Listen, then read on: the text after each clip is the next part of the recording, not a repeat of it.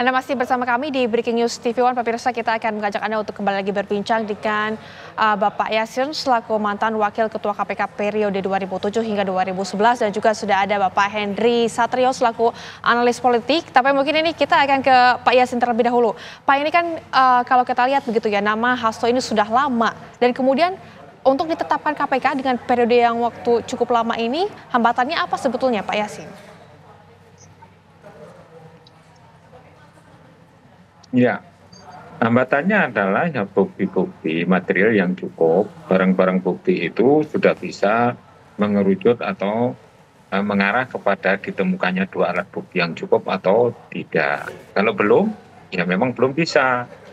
Nah, sekarang berdasarkan gelar perkara ya, yang tadi saya sebutkan itu antara tim penyelidik, penyidik, dan penuntut umum di KPK, yaitu yang dipimpin oleh pimpinan KPK, itu telah memutuskan atau telah menyimpulkan bahwa sudah ditemukannya dua alat bukti yang cukup, maka diterbitkan sprindik, yaitu surat perintah penyidikan. Yang keluarnya adalah kemarin, yaitu tanggal 23 Desember tahun 2024. Nah, sehingga kalau dikatakan hambatannya, ini kan harus melalui proses, yaitu proses of law, dikumpulkan barang buktinya, alat bukti, saksi-saksi, ya, terus kemudian ahli, terus surat, dan lain sebagainya. Akhirnya dia bisa ditetapkan sebagai tersangka. Seperti itu. Beda dengan apabila itu adalah hasil dari lawful interception yang berupa penyadapan, kemudian ada yang menyuap, ada yang disuap, kemudian ada uangnya juga, dilakukan di suatu tempat tertentu, maka tim KPK melakukan penangkapan terhadap mereka-mereka yang terlibat. Nah, itu proses hukumnya cepat. Jadi 90 hari sudah harus ada putusan dari hakim pengadilan tipikor. Jadi sangat cepat. Kalau yang ini kasus suap tapi tidak melalui proses, ya ini yang terkait dengan Hasto ini kan tidak OTT, kan pengembangan, penyelidikan, dan juga pengumpulan barang-barang bukti. Ini berbeda di konteksnya, begitu Mbak. Baik, Pak Yasin, ini mungkin kita akan melihat pendapat dari Pak Henry Satrio. Ini seperti apa Pak melihat kemudian hari ini begitu ditangkap ataupun ditetapkan sebagai tersangka, ini seperti apa Pak? Jadi saya coba satu-satu ya. Poin pertama saya adalah bahwa penetapan Pak Hasto ini kan bisa dianggap sebagai dua hal. Ini tentang hukum atau tentang politik.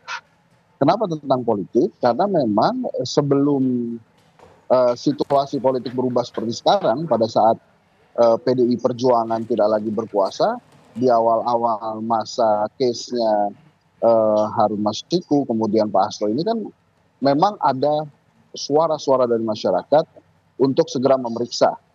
Tapi kan tidak dilakukan pemeriksaan. Sehingga pada saat sekarang PDI Perjuangan tidak lagi berkuasa, kemudian Pak Hasto jadi tersangka, maka sangat mungkin ada persepsi di masyarakat bahwa ini adalah persoalan politik.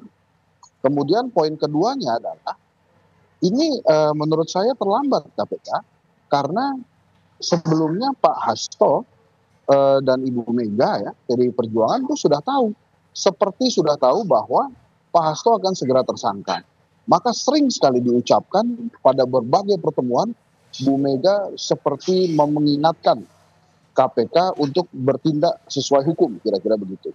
Nah, yang ketiga adalah ini harus segera diselesaikan supaya pemerintah saat ini, Pak Prabowo terutama, tidak terbawa-bawa ke kasus ini.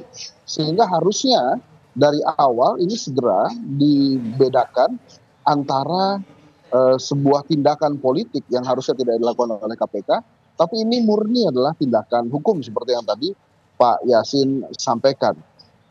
Dan kemudian kalau menurut saya, hal ini sebagai partai pemenang pileg, partai terbesar di Indonesia, tentu saja harus membuat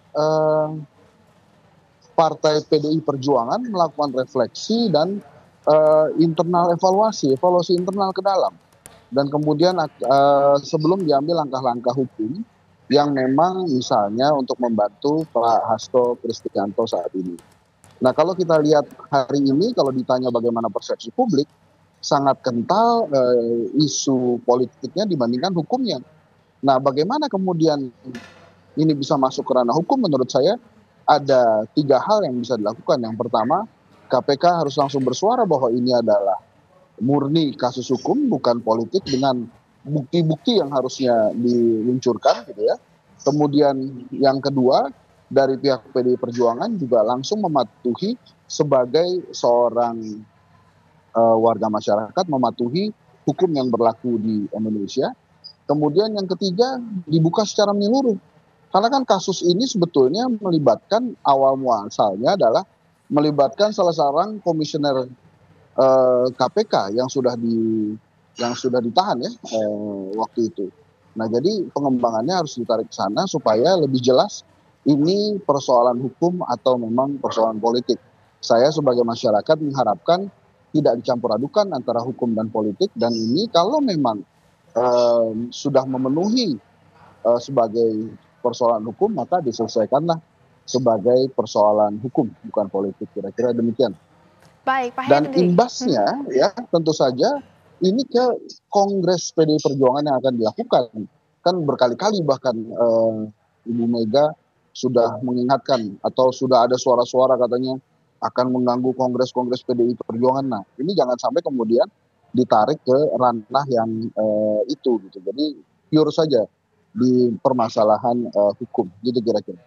Baik, Pak Henry, ini artinya seperti menarik ulur begitu ya. Tapi apakah kemudian ada indikasi intervensi dari PDIP, Pak?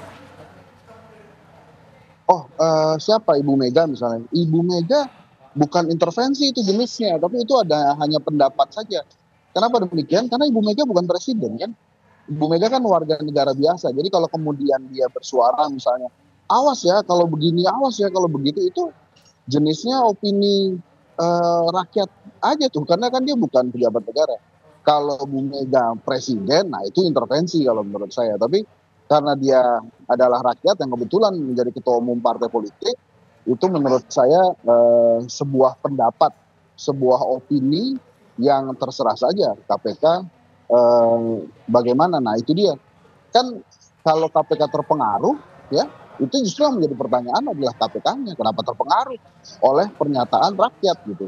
Kecuali saya ulangi, mohon maaf, kecuali Bu Mega presiden, baru itu intervensi jenisnya. Tapi karena Bu Mega bukan presiden, itu bukan intervensi menurut saya, tapi sebatas opini seorang ketua partai, seorang rakyat biasa gitu kira-kira Mbak Rini. Baik, Pak Hendra, ini juga Pak Henry, maksud kami ini juga kami ingin tahu apakah kemudian menurut pandangan Anda internal dari PDIP sendiri ini masih solid artinya atau seperti apa? Kalau di luar mereka harus tampak solid dong ya. Tapi kalau di dalam saya yakin namanya sebuah partai politik, apalagi namanya PDI Perjuangan, ada demokrasinya, yaitu pasti akan ada opini-opini berkembang sebagaimana demokrasi yang berada di dalam partai. Tapi setahu saya kesolidan PDI Perjuangan itu sumbernya atau asal muasalnya atau yang menjaga itu adalah Bu Megawati Soekarno Putri. Jadi selama Ibu Mega memberikan arahan, itu saya rasa solid PDI Perjuangan. Baik, mungkin kami juga ingin mendengar pendapat dari Pak Yasin sendiri. Pak, ini seperti apa ini Pak? Tapi kita harus jeda dulu, nanti kita akan tersambung lagi dengan Pak Yasin. Pemirsa, Breaking News TV One akan kembali sesaat lagi untuk Anda. Tetaplah bersama kami.